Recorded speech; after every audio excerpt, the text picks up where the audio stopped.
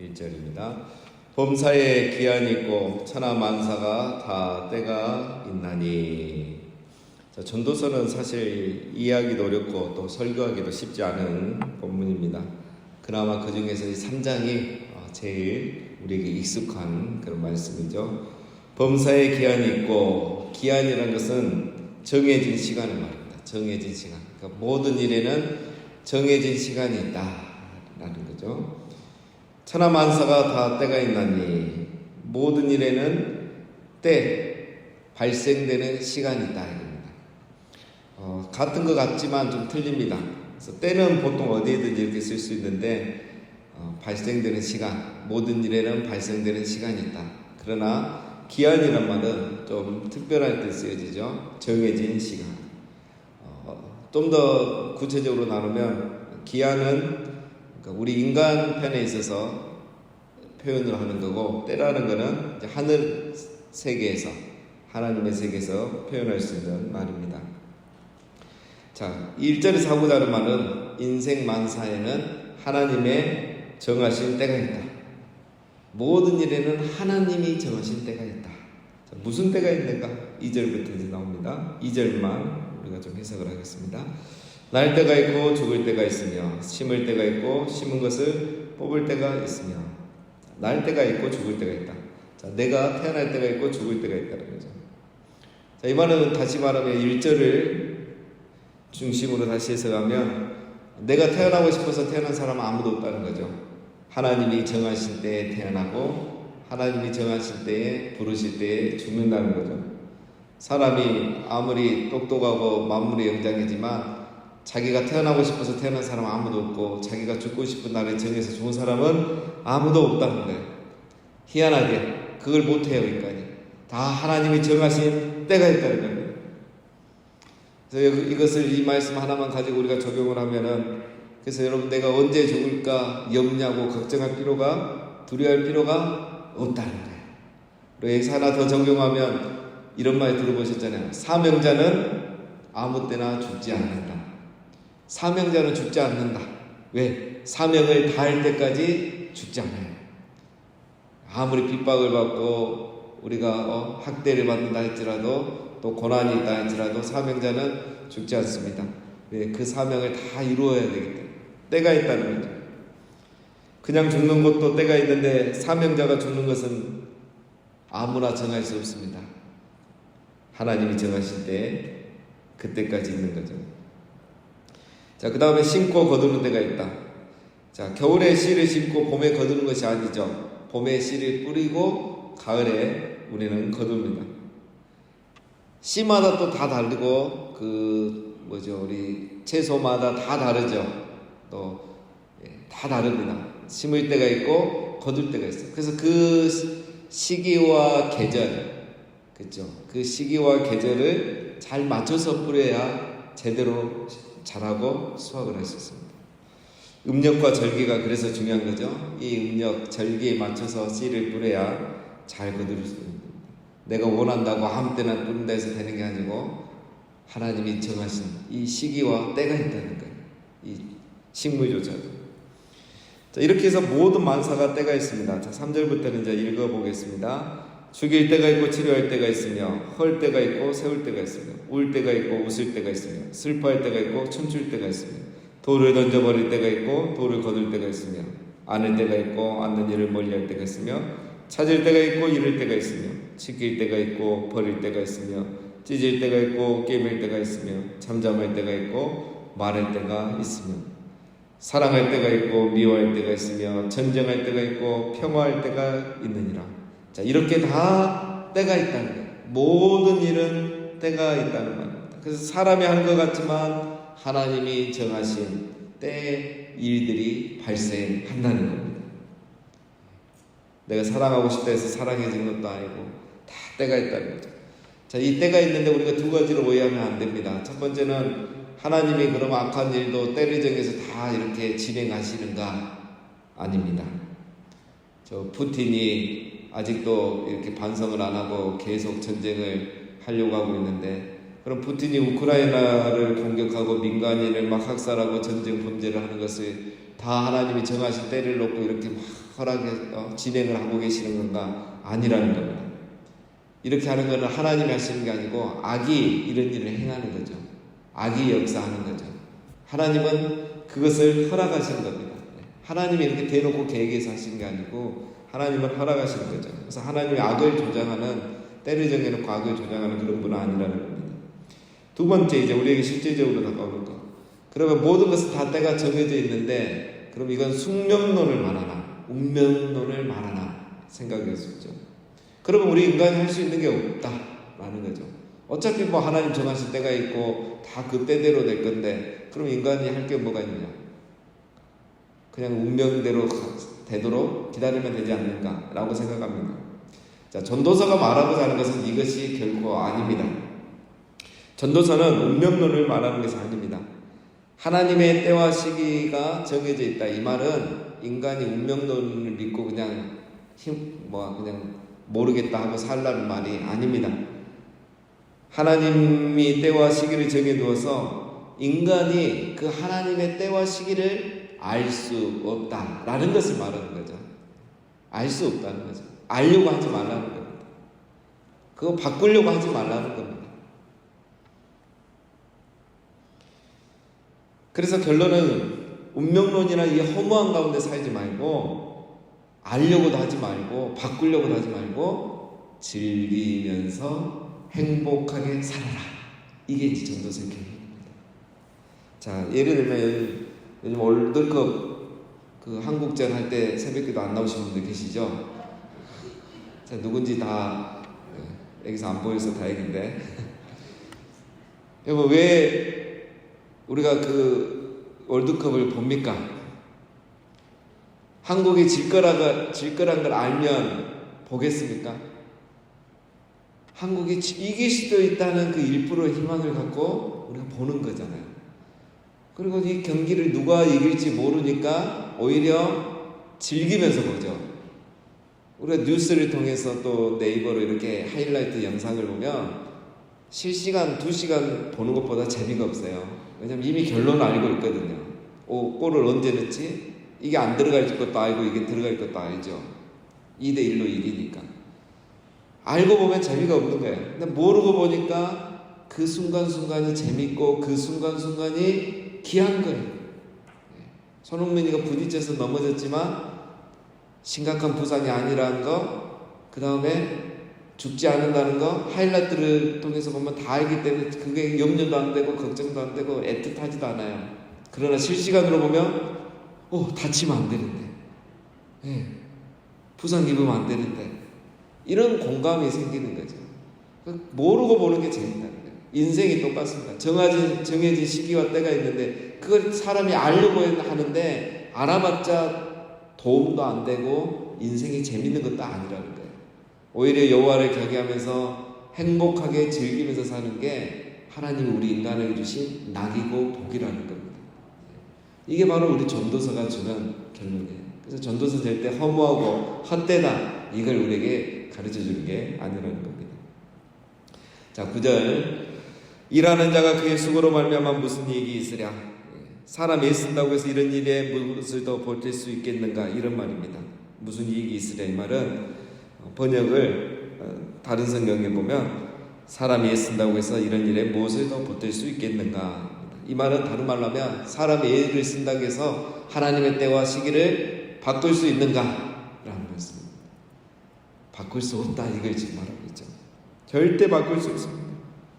사람이 하나님의 때와 시기를 알 수도 없지만, 두 번째는 바꿀 수도 없다. 근데 우리 인간이 유일하게 다른 동물과 다른 게 뭡니까? 하나님의 때와 시기를 알려고 하고 바꿀 수 있다고 생각하는 거예요. 그래서 인생이 피곤해지는 겁니다. 욕심을 부르게 되고요. 그래서 스스로 하나님처럼 되려고 하고 선악과를 먹으려고 하는 거예요. 인간은 하나님의 때와 시기를 알려고 하거나 바꾸려고 할 필요가 없습니다. 오히려 그걸 모르지만 그 안에서 인생을 즐기면서 낙을 누리면서 행복하게 사는 게 사람에게 주어진 본분이라는 거예요. 이게 정말 중요한 겁니다. 10절 하나님 인생들에게 노고를 주사 애쓰게 하신 것을 내가 보았노라. 왜 사람들이 하나님의 때와 시기를 바꾸려고 하면서 그렇게 고생하고 살까요? 그렇죠? 심지어 하나님 믿는 우리 그리스도인도 그래요. 크리스찬들도 어떻게 이 하나님의 때와 시기를 바꾸려고 해요? 내가 원하는 대로 내 자녀를 키우려고, 내가 원하는 대로 모든 걸 다 하려고 하고 끝없는 욕심을 부리는 거죠. 하나님의 인생이 그렇게 살도록 또 해놓으셨어요. 왜 그러느냐? 이게 바로 인간에게 주어진 벌입니다. 심판이에요. 그래, 네 하나님처럼 되려고, 하나님의 때와 시기를 알고 네 마음대로 바꿔보려고 한번 해봐. 놔둬버리는 거예요. 그러니까 인간이 끝없이 그 욕심과 욕망에 끌려가서 자기만 피곤한 인생 사는 거예요. 그 자기에게 주어진 이미 시간과 축복, 가족, 이미 내가 가지고 있는 것 같고 누리면 살아도 행복하게 살 시간이 정해져 있는데 그 행복을 누리지 못하고 그냥 그거에 다 모든 걸 쏟아부었고 그때 누려야 할 행복을 하나도 누리지 못하는 거죠. 그리고 나서 나중에 후회하는 거죠. 그리고 그것이 바로 하나님이 인간에게 주신 벌입니다. 심판의 결과예요. 로마서에서 말한 것처럼 하나님께서 자기 욕심대로 그냥 내어버려 두시는 거예요. 그게 바로 10절 말씀입니다. 자, 그러나 우리는 그렇게 살지 않죠. 11절에 하나님이 모든 것을 지으시되 때를 따라 아름답게 하셨고 또 사람들에게는 영원을 사모하는 마음을 주셨느니라. 그러나 하나님이 하시는 일의 시종을 사람으로 측량할 수 없게 하셨도다. 하나님이 모든 것을 지으시되 때를 따라 아름답게 하셨다. 이 말은 하나님께서 모든 것을 그것의 시간에 맞게 공평하게 하신다 이 말입니다. 다 공평하다는 거예요. 하나님의 때를 따라 공평하게 되도록 정해놓으셨다는 거예요. 쉽게 말하면 이겁니다, 여러분. 우리가 막 드라마에 보면 그 부자가 나오고 재벌이 나오는데 저는 그런 거 보면서 한 번씩 이런 생각합니다. 야, 부자라고 항상 행복한 게 아니구나. 재벌이라고 항상 행복한 게 아니에요. 늘 그 더 어려움이 많아요. 갈등도 많고 집안 싸움도 많고 뭐 상처도 많고 평생 어떤 분들은 불행하게 살더라고요. 나중에는 재산까지 나눠야 돼요. 가난하다고 해서 항상 불행하게 사는 게 아니더라고요. 고구 많아가지고 그 반찬 조금 가지고 더 행복하게 사는 거예요. 그러니까 하나님이 공평하셔요. 때를 따라 공평하게 다 맡겨놓은 하나님이 움직여가고 있다는 거예요.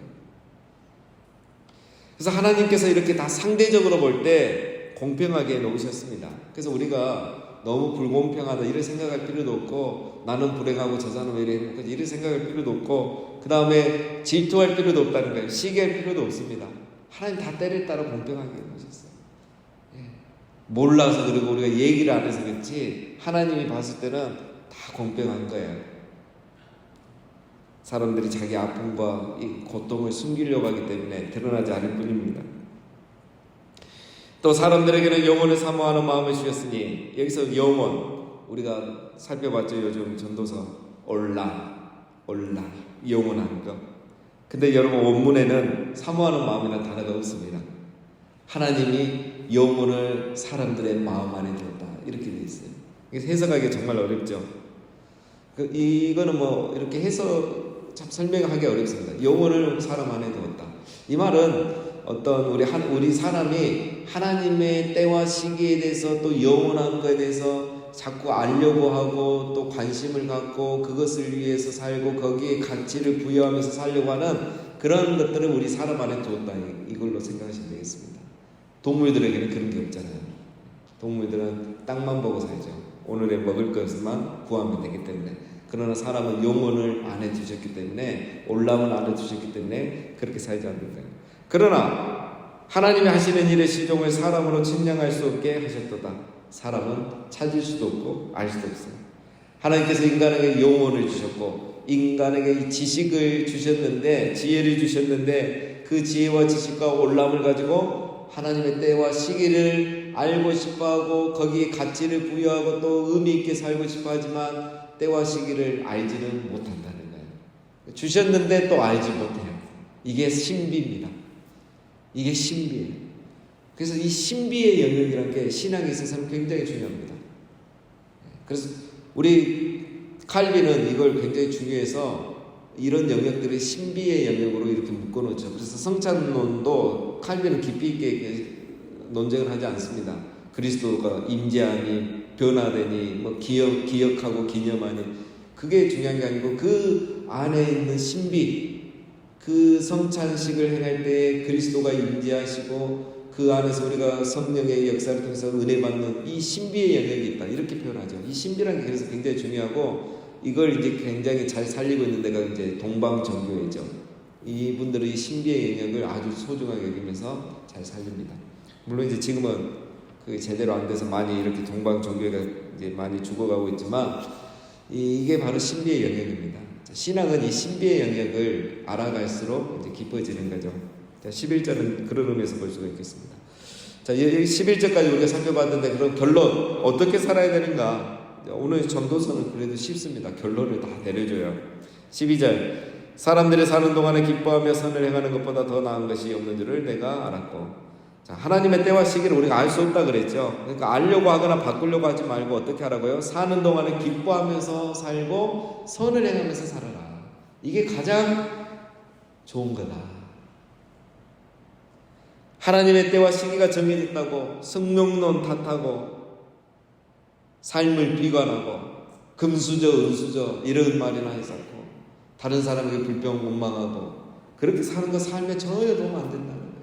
하나님은 이미 공평하게 다 해놓으셨는데 그걸 믿고 내가 할 수 있는 것은 기뻐하면서 선행하면서 살아야 하는 거예요.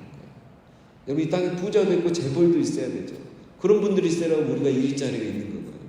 하나님은 그러나 그렇다고 해서 그들만이 모든 행복을 독차지하게 하지는 않으셨다는 거예요. 누구나 행복은 공유할 수 있도록 동일하게 누릴 수 있도록 해놓으셨다는 거예요. 그러니 불평 원망하지 말고 운명론 말하지 말고 내 있는 오늘의 삶 위치에서 기뻐하면서, 그리고 이왕이면 더 나아가서는 선을 행하면서 사는 것이 중요한 거예요. 이렇게 살아야지 하나님이 정하신 좋은 시기와 때가 오면 또 그걸 누릴 수가 있는 겁니다. 그런데 사람들이 원망하고 불평하니까 또 오는 때, 하나님이 공평하게 때를 정해놓으셨는데 자기에게 오는 좋은 때를 놓쳐버리는 거죠. 자, 두 번째 13절, 사람마다 먹고 마시는 것과 수고함으로 낙을 누리는 그것이 하나님의 선물인 줄도 또한 알았도다. 사람이 먹고 마시며 수고하며 낙을 누리며 매일 그냥 먹고 마시고 수고하면서 이렇게 하루하루 살아가는 게 하나님 우리에게 주신 선물이라는 거예요. 성명론에 빠지고 금수저 은수저 탓하면서 살고 내가 왜 이 불행한 청년 세대에 태어나서 이렇게 사는가, 아무 도움이 안 된다는 거예요. 오늘 이 시대 내가 처한 상황, 내가 일하는 것, 그것을 기뻐하면서 거기서 낙을 누리라는 겁니다. 열심히 살고 열심히 일하고 월급 받으면 가족들과 함께 맛있는 거 먹고 오늘 하루를 행복하게 보내면 그게 바로 하나님 우리에게 주신 선물이라는 거예요. 자, 마지막 세 번째는 14절, 하나님께서 행하시는 모든 것은 영원히 있을 것이라. 그 위에 더할 수도 없고 그것에서 덜할 수도 없나니 하나님이 이가 정하시면 사람들이 그의 앞에서 경외하게 하려 하심인 줄 내가 알았도다. 결론은 뭐죠? 여러분, 왜 하나님께서 인생을 이렇게 살게 하셨는가? 결론은 하나님을 경외하며 살아가더라. 우리 하나님 왜 이렇게 신비의 영역을 남겨놨느냐? 뭐 아니면 도, 이런 말 얼마나 좋아요. 구원론도 여러분 교리로 구원을 받으면 얼마나 좋겠어요. 예수 그리스도를 입으로 신하면 구원 받는다. 말 한마디 그 말대로 글자대로 딱 고백해서 구원 받고 천국 딱 보장되면 얼마나 좋겠어요. 그러나 그게 또 아니라는 거예요. 글로는 그렇게 되어 있는데 이 신비의 영역이라는 게 항상 모든 거에 다 있다는 거예요. 왜 하나님이 이렇게 하셨느냐? 하나님을 경외한다. 말로 고백한다 해서 정말 구원이 보장되는 게 아니고 그 진실성까지 본다는 거죠. 하나님 경외하는 마음이 정말 있는다. 모든 일이 그렇다는 거예요. 그래서 인생을 살면서 하나님 행하시는 것은 완전하고 영원하고 내 힘으로 더하거나 뺄 수 없다는 것을 깨닫고서 내가 그냥 하나님을 경외하면서 하루하루 기뻐하며 낙을 누리며 이왕이면 선을 행하면서 사는 것이 정말 좋은 거구나. 이런 하나님을 경외하는 마음. 우리가 지난 금요일 때 살펴봤죠. 신앙의 결론은 뭐죠? 하나님을 경외하는 거예요. 아브라함의 이야기의 결론은 하나님을 경외하는 자인 줄 내가 이제야 알았도다. 하나님 경외하는 거예요. 하나님을 경외하며 있어야 돼요. 이게 정말 중요한 겁니다. 그런데 인간이 이 하나님을 경외하는 마음이 없으니까 실패하면서도 계속 욕망에 끌려가고 조금만 더 하면서 그냥 그것의 노예가 되어버리는 거죠. 그리고 계속 돌을 가지고 떡을 만들고 자기 이익을 추구하면서 그렇게 살아가는 거예요. 하나님을 경외함을 깨닫지를 못하는 거예요. 여러분, 이게 얼마나 어렵습니까? 아브라함이 이것을 깨닫는데 몇 년이 걸렸죠? 35년이 걸린 거예요. 35년 만에 고백한 거예요. 그 전까지 하면 더 길겠죠. 가나안 땅에 온 이후에 35년이거든요. 야곱은 몇 년이 걸렸습니까? 130년. 130년을 인생을 살다가 하나님을 경외하는 삶이 뭔지 배운 거예요. 그럼 우리는 괜찮았습니까? 아니죠. 우리는 아브라함과 야곱의 생애를 이미 다 하니까 그렇게 오래 걸리면 안 됩니다. 그거 빨리 끝내라고 하나님 말씀을 우리에게 주신 거예요. 그래서 아브라함이나 야곱이나 그들보다 우리가 더 복된 사람들입니다. 우리는 이 말씀을 가지고 그렇게 오래 걸리지 않아도 이걸 배울 수 있기 때문에 그렇습니다. 자, 15절 마지막, 이제 있는 것이 옛적에도 있었고 장래에 있을 것도 옛적에 있었나니 하나님이 이미 지나간 것을 다시 찾으십니다. 정말 중요한 말씀이죠. 하나님은 모든 걸 다 다시 찾으십니다.